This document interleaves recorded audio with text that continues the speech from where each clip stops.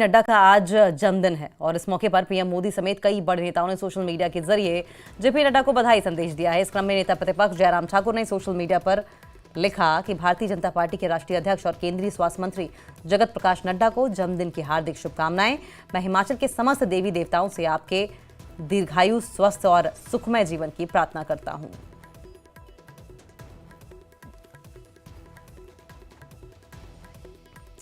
तो प्रधानमंत्री मोदी ने अपने संदेश में लिखा कि भाजपा के राष्ट्रीय अध्यक्ष और केंद्रीय मंत्री जेपी नड्डा जी को जन्मदिन की हार्दिक शुभकामनाएं। मैं नड्डा जी को वर्षों से जानता हूं और हमारी पार्टी में उनके उल्लेखनीय योगदान को देखा है।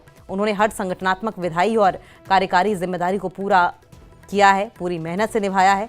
वो एक स्वस्थ भारत सुनिश्चित करने के प्रयासों में सबसे आगे हैं। उन्हें लंबे और स्वस्थ जीवन का आशीर्वाद मिले। वहीं एलजी मनोज सिन्हा ने भी सोशल मीडिया प्लेटफॉर्म एक्स पर पोस्ट किया है। केंद्रीय स्वास्थ्य और परिवार कल्याण और रसायन उर्वरक मंत्री जेपी नड्डा को जन्मदिन की हार्दिक शुभकामनाएं। राष्ट्र की सेवा के लिए उन्हें लंबे और स्वस्थ जीवन का आशीर्वाद मिले।